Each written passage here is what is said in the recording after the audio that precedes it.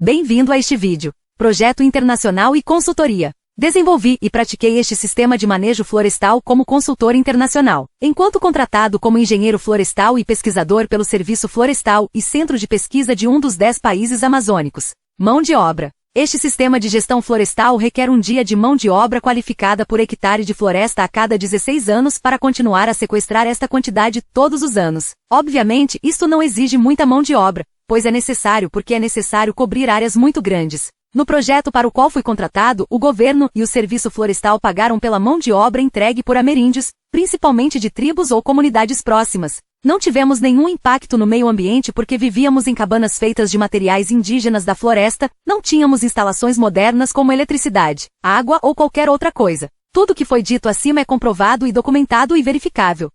De volta ao manejo florestal. O primeiro CDR de manejo florestal apresentado, que considero a primeira parte ou opção do plano de ação, eliminaria anualmente 35 mil milhões de toneladas por ano, faltando apenas 2 milhões de toneladas para remover todos os 37 mil milhões de toneladas de dióxido de carbono libertados pelo mundo num ano se apenas aplicado numa área do tamanho da bacia amazônica. Também poderia ser aplicado em grande parte do resto do Brasil ou em qualquer um dos 9 países vizinhos ou áreas similares que apresentem um clima tropical e subtropical. Semelhante ao do Brasil, a América do Sul abrange 17,84 milhões de quilômetros quadrados. Estas áreas podem ser ou incluir terras agrícolas degradadas ou abandonadas. Inclusive terras degradadas podem sequestrar mais dióxido de carbono. Porém o sequestro vai ser mais lento nos primeiros anos e depender muito de humus ou terra preta que precisa ser trazido de fora e talvez também de água ou algum tipo de irrigação inicialmente, porém insignificante comparando com terras agrícolas mesmo por toneladas de alimentos produzidos. Especialmente em todos os casos de áreas florestais não amazônicas ou não tropicais, a entrada de material orgânico, compostagem ou fermentação de resíduos urbanos ou domésticos selecionados e peneirados, seria altamente recomendada e estes seriam inevitavelmente sequestrados na posterior formação de solos profundos e acumulação de biomassa agroflorestal. De áreas de mão de obra adicionais e ou robôs ultraleves. Com mais dias de mão de obra ou robôs ultraleves adicionais, estimo que o sequestro poderia chegar a pelo menos 100 bilhões de toneladas de dióxido de carbono por ano apenas para a floresta amazônica ou áreas similares. Observação: daqui em diante o que menciono são números estimados com base em números comprovados. Se a segunda parte do plano de ação também for aplicada conduzindo à combinação, a quantidade adicional de dióxido de carbono sequestrado seria aproximadamente equivalente aos bilhões de toneladas de carbono proveniente de material selecionado, compostado ou fermentado, estéril e peneirado que o Brasil e o resto do mundo seriam capazes de entregar à bacia amazônica ou às áreas equivalentes dedicadas. 2. A atividade metabólica e microbiana adicional da floresta e do solo, e o seu consequente sequestro de dióxido de carbono. Quanto mais carbono for colocado na agrofloresta enriquecida, que já está sendo sequestrada dos insumos, resíduos urbanos, mais carbono será sequestrada da atmosfera. Você poderia ver isso como o crescimento do corpo sequestrador de dióxido de carbono. Uma pequena árvore com pouco ou pobre solo irá sequestrar menos do que uma grande árvore com um solo profundo e rico em carbono. Isto pode parecer estranho, mas quanto mais carbono você adicionar, da maneira certa e até um certo limite que depende também da frequência das aplicações, o desenvolvimento da agrofloresta, estrutura e composição, e do clima interna e externa na região das agroflorestas em desenvolvimento a uma agrofloresta, mas ela irá sequestrar, removendo dióxido de carbono principalmente de dia. A agrofloresta enriquecido, como a floresta amazônica, resfria as temperaturas locais e regionais etc. A área dedicada não precisa ser a bacia amazônica, mas essa é a região que faz mais sentido, é mais adequada e traz benefícios adicionais, como tornar a floresta amazônica mais resistente ao fogo, protegida e mais estável, menos mortalidade. O Brasil por si só poderia entregar e sequestrar nestas agroflorestas enriquecidas uma estimativa de 10 bilhões de toneladas de dióxido de carbono adicionais por ano. Tratamento de resíduos urbanos, isso sem contar com o agronegócio. Se o agronegócio fosse convencido a entregar resíduos orgânicos, esse número se multiplicaria. Uma vez alcançada a capacidade de sequestro de carbono da agrofloresta muito enriquecida, este número é desconhecido, mas certamente supera em muito 200 toneladas por 16 anos por hectare apenas para o solo. Ainda temos duas possibilidades caso o clima global e outros objetivos não sejam corrigidos ou alcançados ainda. Observação ou lembrete. Iniciamos a visão geral ou estudo com a bacia amazônica, ou uma área similar de floresta não amazônica.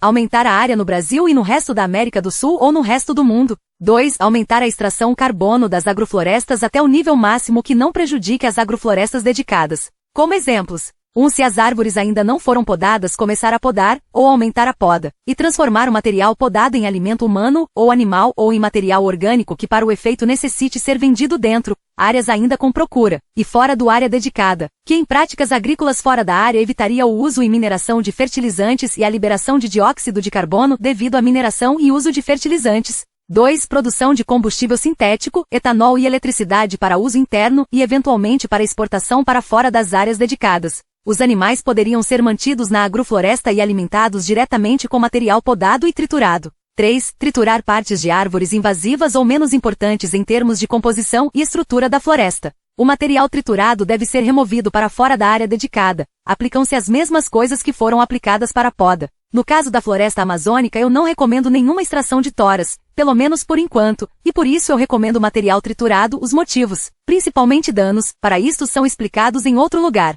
Para garantir que a extração de toras não ocorrerá, pode ser necessário tornar a floresta inacessível para os caminhões e máquinas envolvidos na extração de toras. Em todas as outras ocasiões, a extração de touros poderia ser considerada, ainda não muito recomendada devido a eventuais danos às árvores. A poda antes do corte e o corte direcional podem ajudar a evitar danos. Mas se o tamanho da tora não diminuir após o corte, os danos causados pela extração ainda me parecem inevitáveis. Uma agrofloresta gerida de forma muito intensiva numa área agrícola fora da floresta tropical muito provavelmente poderia lidar muito melhor com os danos e evitar o abate e os danos causados pela exploração madeireira tornar-se-ia muito mais fácil, principalmente devido à acessibilidade e à logística. Em geral, não sou a favor da extração de toras inteiras, a menos que possam ser levantadas por ar ou sistemas de cabos ou se o tamanho das toras for significativamente reduzido até que caibam em vagões típicos de mineração, apenas como referência para o tamanho máximo das toras. Tudo isso é difícil e não confiável dentro de qualquer floresta tropical, talvez a menos que todas as máquinas sejam equipadas com câmeras etc. monitoradas online.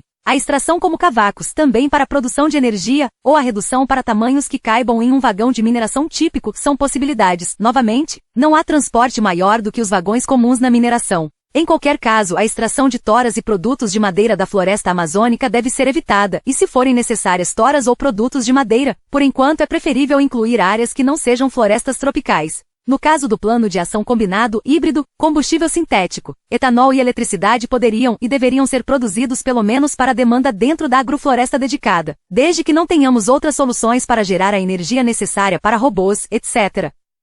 Sequestro de 135 bilhões de toneladas por ano, muito acima da emissão anual global de 37 mil milhões de toneladas. De qualquer forma, com apenas uma área dedicada do tamanho da floresta amazônica, o sequestro de carbono pode ser aumentado para até 135 mil milhões de toneladas de dióxido de carbono por ano, muito acima da emissão anual global de 37 mil milhões de toneladas de dióxido de carbono. Todas as partes precisam parar e desviar o olhar das técnicas óbvias e comprovadas, simplesmente porque não as conhecem. Para os ameríndios amazônicos, os das áreas dedicadas e possivelmente todos os humanos, poderiam surgir grandes oportunidades e benefícios diretos. Em qualquer caso, todos os humanos seriam beneficiados. Entre muitos outros benefícios, as consequências da biodiversidade da agrofloresta enriquecida também diminui o risco de futuras epidemias, especialmente nas áreas dedicadas, pois é sabido que a biodiversidade é uma barreira primária contra epidemias. A floresta amazônica possui a maior biodiversidade de todos os biomas. Isso porque se trata de uma relíquia, agrofloresta enriquecida.